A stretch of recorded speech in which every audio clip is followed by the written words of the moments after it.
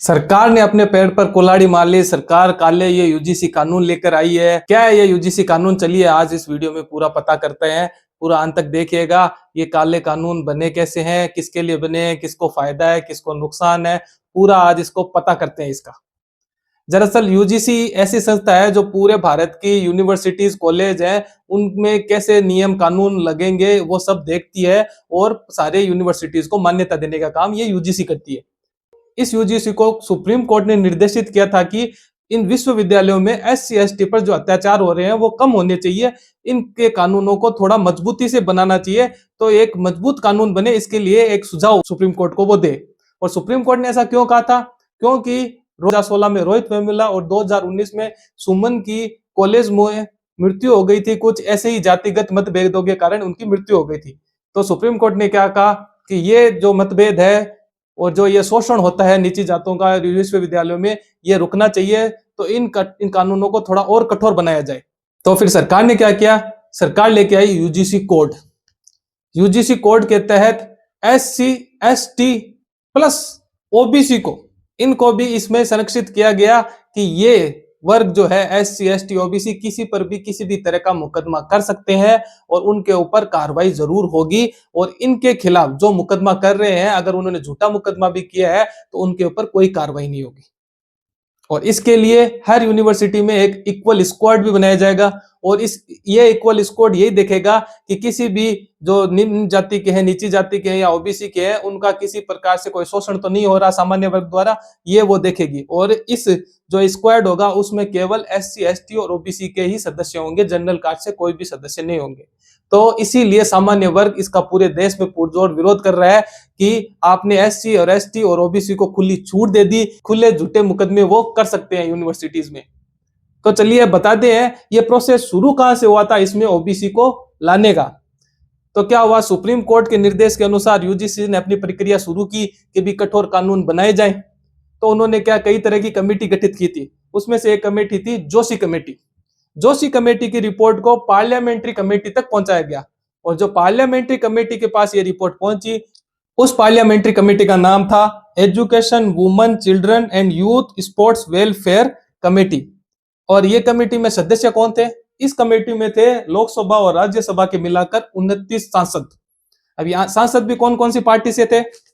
BJP से थे 17, Samajwadi party से थे 3, कांग्रेस से थे 4, टीएमसी से थे 2, एनसीपी से था 1, सीपीआई से था 1, शरद पवार की एनसीपी से था 1। ये सारे सांसद इस कमेटी में थे जिन्होंने एससी एसटी के साथ ओबीसी को भी डाला। और इसमें अगर नाम लिए जाएं जो प्रमुख सांसद बड़े नाम हैं, बीजेपी के थे इसमें रविशंकर प्रसाद, संबित पात्रा, कांग्रेस से थे दिग्विजय सिंह, समाजवादी पार्टी से थे राजीव आर्य, अजीत पवार की एनसीपी पार्टी है उससे थी उन्हीं की वाइफ इस कमेटी में, पार्लियामेंट्री कमेटी में, जिसने जोशी कमेटी के सुझावों के साथ एससी एसटी में ओबीसी को भी इसमें ऐड कर दिया कि ओबीसी को भी संरक्षित करो। और ये ऐसा कर क्यों रहे हैं? वो इसलिए कर रहे हैं कि पूरी जनसंख्या का 40 से 45% वोट बैंक ओबीसी है और इन ओबीसी के वोट सबको चाहिए और खासकर बीजेपी को चाहिए। बीजेपी को क्यों चाहिए? क्योंकि बीजेपी में सामान्य वर्ग में से तो 70% वोट बीजेपी को मिलते ही हैं, लेकिन ओबीसी में से 70% वोट विपक्ष को मिलते हैं। तो अब बीजेपी की निगाह इस ओबीसी वोटर पर भी है। उनको पता है बीजेपी को कि अगर सामान्य वर्ग के ऊपर झूठे मुकदमे भी हो जाए, सामान्य वर्ग का शोषण भी हो जाए, तो वो कहीं नहीं जाने वाला, वो बीजेपी को वोट देगा ही देगा। उन्होंने एकदम पक्का कर रखा है उन वोटर्स को, राम मंदिर के नाम पर, धर्म के नाम पर उनको इतना अंधभक्त बना रखा है, चाहे वो कुछ भी कर ले उनको पता है वोट तो बीजेपी को मिलने वाला है। इसलिए ओबीसी के वोट भी अब उनको चाहिए, तो उनको अब एससी एसटी और एफबीसी को भी उनको संरक्षित कर दिया है। अगर मैं सरल भाषा में आपको समझाऊं, जैसे मेरा नाम चंद्रकांत खुडिया है, मैं एक ओबीसी वर्ग से आता हूं और मैं अगर किसी बड़ी यूनिवर्सिटी में पढ़ रहा हूं और मुझे अगर किसी भी अपर कास्ट के लड़के के साथ मेरी लड़ाई हो गई, तो मैं उससे बदला लेने के लिए उस पर झूठा मुकदमा कर सकता हूं और मेरे साथ कुछ भी नहीं होगा और वो मुकदमे फंस जाएगा, 2-3 साल घूमता रहेगा, उसकी शिक्षा तेल लेने जाए। ये ऐसा सरकार चाहती है, यानी सरकार ने ऐसे कानून बनाए हैं।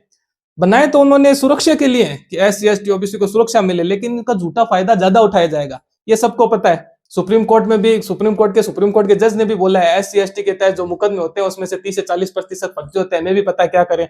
अब ये फर्जी का आंकड़ा ज्यादा बढ़ेगा क्योंकि अब क्या किया है सरकारों ने SC ST के साथ OBC को भी डाल दिया है। इसलिए इन कानूनों का पूरा देश भर में विरोध हो रहा है। कुछ सांसदों ने इस्तीफा भी दे दिया है बीजेपी से कि ये कानून गलत है, ऐसा नहीं होना चाहिए। लेकिन चाहे कुछ भी कर लो, गोभी है तो पंपकिन है, ये सब कुछ होता ही रहेगा और आप झेलते रहना, वोट देते रहना। ये कानून आने के बाद जनता का फायदा होगा या सरकार का फायदा होगा या विपक्ष का फायदा होगा, इन कानूनों से कोई फर्क पड़ेगा क्या? किसका फायदा होने वाला है, किसका नुकसान होने वाला है? आप कमेंट करके मुझे राय अपनी जरूर बताइएगा। और कौन से पॉइंट मैंने इसमें मिस कर दिए हैं आपको बताने के लिए, आप मुझे जरूर बताइएगा। और क्या इसमें अच्छा लगा वो भी आप जरूर बताइएगा। और अपने दोस्तों के साथ ये रील्स शेयर जरूर करना ताकि उनको भी ये पूरी जानकारी अच्छे से मिल सके।